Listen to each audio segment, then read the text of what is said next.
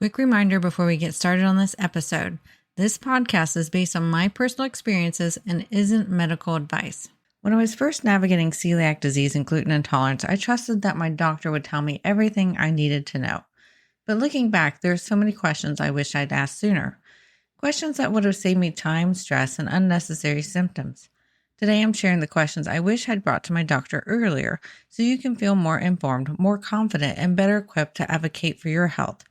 Stick around until the end because I'll share the question that completely changed how I approach my care.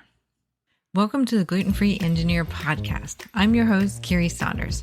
In 2011, I was diagnosed with celiac disease, a moment that changed everything. But I was determined not to let it hold me back. With my 2 engineering degrees, I set out to reverse engineer the gluten-free lifestyle, breaking down recipes, safety tips, travel hacks, and everything in between to rebuild a life I love. Whether you have celiac disease, gluten intolerance, or simply choose to live gluten-free, this podcast is for you. Join me each week as we simplify the gluten-free lifestyle, make it fun, and prove that you don't have to miss out on anything. Welcome back to the show. Today we're talking about the questions I wish I'd asked my doctors sooner. And the first one is which tests were run and what do they actually measure? Now, for me, this is a little bit tricky, and I'll tell my backstory under the next question. But I want you to understand that blood tests versus biopsies are very different. You need to be asking what blood tests were taken, what kind of biopsy was taken. You want to know what was and what wasn't checked. Because sometimes normal results don't always mean that there's not a problem there. So understanding, what you get from your doctor, what tests you get, is going to help you understand whether that could potentially be a false negative or not. Because many people are told that your celiac test was negative without knowing which tests were done. Was a full panel done, or did it just look at a little tiny snapshot of one little part of your body and you don't know if it was actually fully thorough? Because, for example, blood tests look for antibodies. They don't look for damage. So if you only got a blood test, you may have not been eating enough gluten. And I'm going to go into this in more detail in the next section for that to be accurate. And then biopsies look for intestinal damage. But the timing can matter here. It doesn't scan your whole intestine. So if damage to yourself is patchy or healing has begun because you cut back on gluten, it can be missed. And some doctors only run one test instead of a full panel. They might just run the anti-gluten antibody test, or without running like the anti-self is how I like to call it, the one where you're attacking your own body antibody. So you want to ask, what exact tests have they run? Because it can be confusing to hear normal without understanding what they meant. For me, that actually is what happened to me. And I'm going to go into that in section 2, which is the second question is, do I need to be eating gluten for these tests to be accurate? So for me, when I first went to get tested for celiac disease, I had actually been off of gluten for, I think it was at least 3 or 4 months at the time, completely had removed gluten because I accidentally removed gluten. And then I found out I felt so much better off gluten. And when I asked my doctor at the time, that I thought I should be tested for celiac disease, and she decided to do a blood test. I even questioned her. I said, are you sure this is going to be accurate? Because I haven't had gluten for months. And she wasn't informed. Many doctors aren't informed about celiac disease. Now, nowadays it's much better than it was back then. That was like almost 15 years ago as of this recording. But some doctors don't understand that you have to be having gluten in your system very regularly for a long time for them to be effective and accurate. And sometimes the blood tests just simply aren't accurate for people. So for me, I got a negative result in my blood test because I had removed gluten for a good 4 months beforehand. And that causes your body to start healing and you stop producing those antibodies. Remember, the blood tests look for the antibodies in your blood to see whether your body is fighting the gluten or not. So if there's no gluten to fight, there's no antibodies in the blood. So understanding what tests your doctor has done and what the requirements are around it can really help save you from misdiagnosis. This also can affect the biopsies. So when you get an endoscope, if you have not been eating gluten regularly for long enough then it's going to potentially be negative because, like I said in the previous section, they take several different samples. And if they take the samples in the wrong places, maybe you started healing in some of the places because you reduced the gluten or taking it out, then they're going to get a false negative, especially if you're healing quickly. So you weren't really doing anything wrong if you have done this before. If you've gone off gluten and then got negative tests, you were just trying to feel better, just like me. So you try not to, beat yourself up over it. And doctors don't always know or explain this clearly, especially if they're a general doctor and not one that specializes in gastroenterology. So you're going to want to make sure you do that. Now, I will caveat that to say that I should have been diagnosed with celiac when I didn't even have had my third child yet.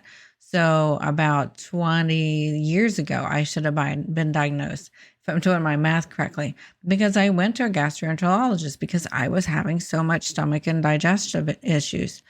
And that one, I have no idea why he did not test me for celiac disease. I went in for classic celiac symptoms. I didn't know what it was. I'd never heard the word before. And I trusted the doctor to do what was right. No, he just put me on medicine for irritable bowel syndrome. Didn't do any testing. So the moral of the story here is you need to advocate for yourself. You can just hear in this one episode, I had 2 doctors not do the right thing to help me get diagnosed and help me get healing sooner. Now, the doctor I have right now is great and works well with me, helps me with a dietitian if I need it, or see a specialist. She's a general practitioner. She's great, but you've got to really advocate for yourself. And then another question I didn't ask at the time, because I didn't know to, is what should healing look like and how long does it take? So having realistic expectations on how quickly you're going to feel better can really help you in that process, especially from a mental standpoint, because you might get very disappointed. You might get very down and depressed if your symptoms don't disappear right away, and they're likely not going to. Some symptoms will definitely improve pretty quickly, potentially within days or just a few weeks.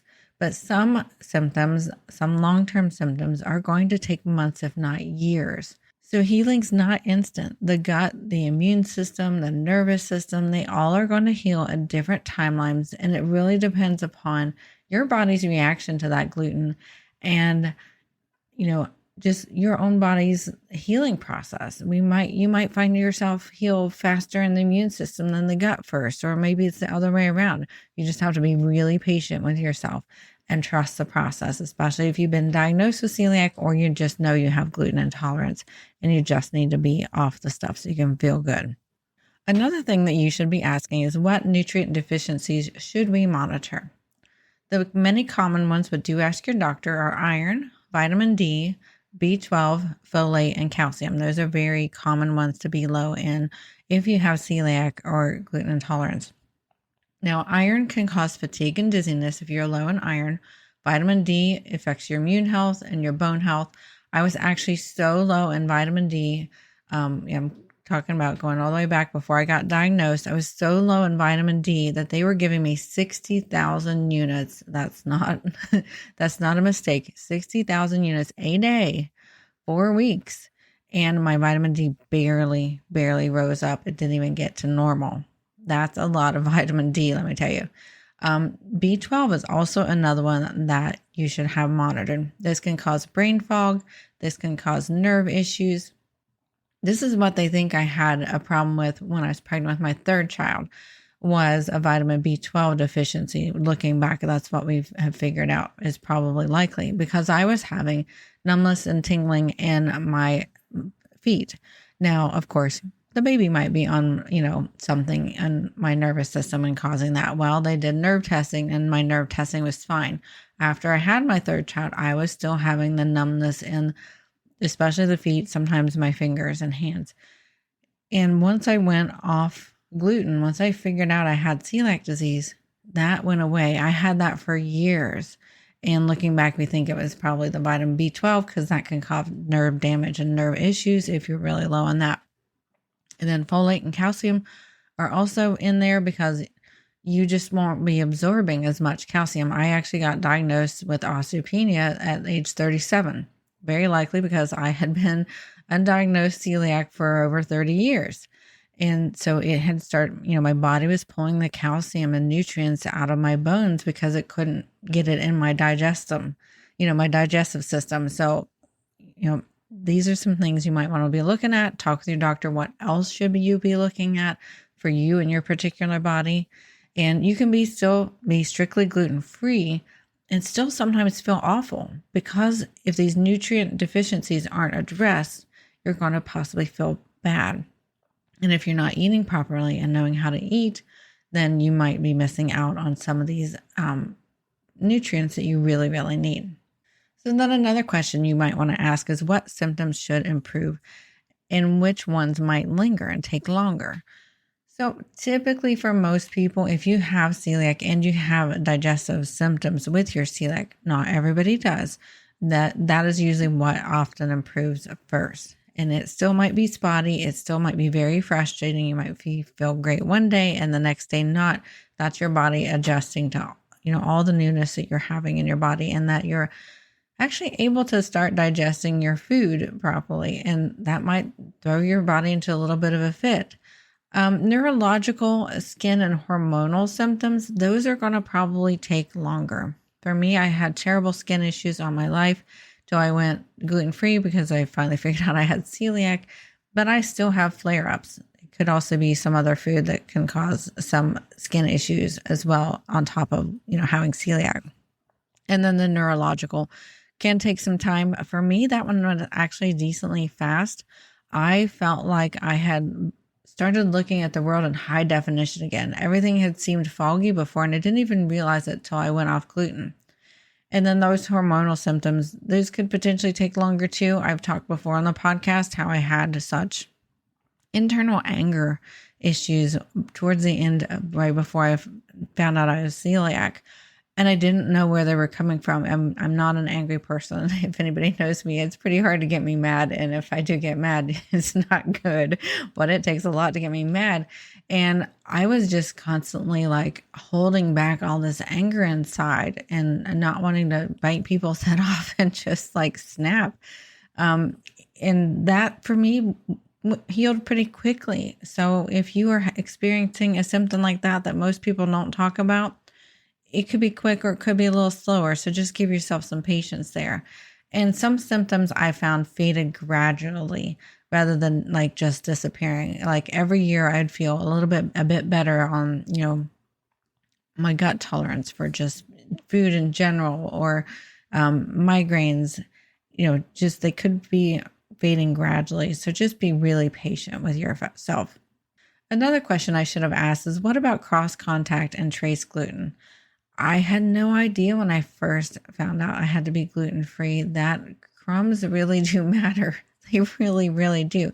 That one little tiny crumb can wreak havoc on somebody with celiac or somebody very gluten intolerant. Restaurants exposures can still cause symptoms many times because it's easy for them to do that cross contact. So we have to be very careful and very, very diligent. One thing that we like to do in our family is we like to take gluten digest pills before and after a meal if we're at a restaurant. And, we might be pretty confident, but it's a good idea because they have a lot of gluten foods there too. We'll take those to help with the cross contact. It does seem to really help our symptoms a lot. And this, knowing about cross contact and trace amounts can be often underemphasized in appointments. I would really recommend, if you don't have a true gluten specialist, that you go to a dietitian that's very well versed in this. That's one of the things that my current doctor had me do when she started taking care of me and my celiac. And I went to a nutritionist, and that was one of the first things the nutritionist said was, "Have you thrown away everything wooden?"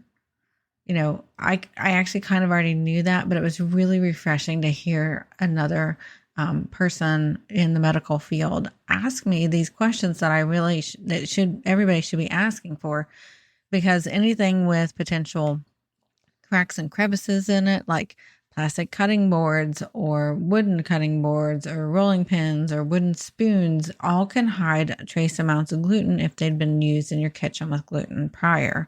So we just want to make sure that you are asking about cross contact and trace amounts of gluten and how to avoid them and how to improve your processes so you don't get sick.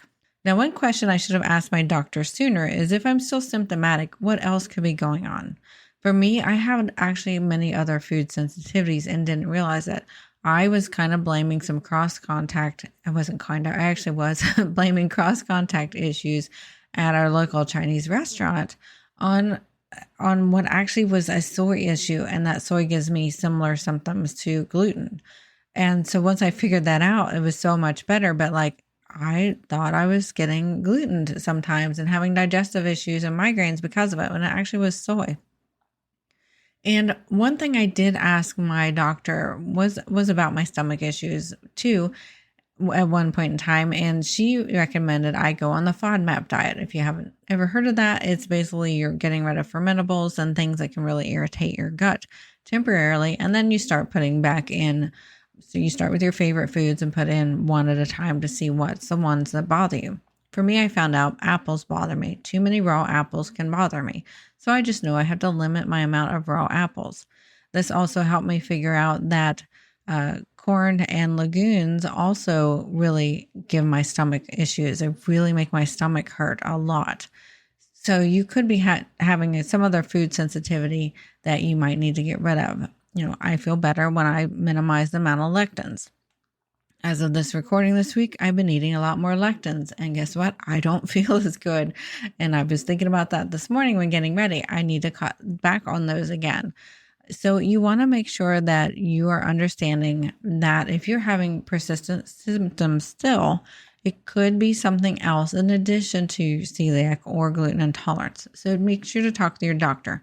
And if you need that FODMAP PDF, go ahead and join our Facebook group and send me a message, and I'll be able to share that link with you. It's not ours. It's not something I created, but I can point you to where you can get that. It's a great PDF from Stanford. And to join our free Facebook group, just head on over to the gluten-free-engineer.com, and you'll see a link at the top to get to our Facebook group. So then the last question is, how often should I follow up? This is something I've actually asked our doctors recently too, for some of our kids, the ones that are really, really bad with their symptoms. So how often should you repeat your labs to make sure you aren't getting any gluten? Make sure that your vitamin levels are correct. How often should you check back in with a specialist versus your primary care doctor? So these are some really good questions on how often you should follow up, and making sure you're asking your doctor that, because it's going to vary person by person, how much you've been damaged, how well you're healing, things like that. So many people are often diagnosed and left feeling like they're on their own. And following up ensures healing is actually happening and you're actually getting better. So if you want more guidance on navigating these appointments, understanding results, and living confidently gluten-free, head on over again to our Facebook group. That's at theglutenfreeengineer.com. You can see that at the top, and you can also join our newsletter where we put tips as well in there, and that's also linked at the top of our website. And then that question that changed everything for me was this: if I'm doing everything right and I still don't feel well, what else should we explore? And I'm not sharing any of these questions to criticize doctors. We're all human. We all are in different places. We all have different understandings of different ailments. I share them because I didn't know I was allowed to ask them. And if I can help you walk into your next appointment more confident and informed, then this episode has done its job. Thank you for listening to this episode of The Gluten-Free Engineer. If you found value in this story, please share it with someone who might need encouragement on their own gluten-free journey. For more tips, recipes, resources, and even links to my YouTube channel, head on over to theglutenfreeengineer.com. It's your one-stop hub to make gluten-free living simple, fun, and full of flavor. And don't forget to subscribe so you never miss out on an episode. And we will see you next week. The Gluten-Free Engineer podcast is for informational and entertainment purposes only. I share my personal experiences and stories about living with celiac disease and navigating a gluten-free lifestyle. This podcast does not provide medical advice. Always consult with a qualified healthcare professional for medical questions, concerns, or advice specific to your health. This episode is brought to you by Find Me Gluten Free, your go-to app for discovering safe, gluten-free dining options wherever you go. Whether you're traveling or just looking for a new local spot, this app helps you find restaurants with gluten-free options, read reviews from other gluten-free diners, and avoid risky places, just like our family has used this app for many years. And here's the best part. Just for the Gluten-Free Engineered listeners, you can get an exclusive $5 discount on a premium membership. Head on over to theglutenfreeengineer.com/findmeglutenfree or check the show notes to grab your deal and make dining out stress-free, because eating out gluten-free shouldn't be a guessing game.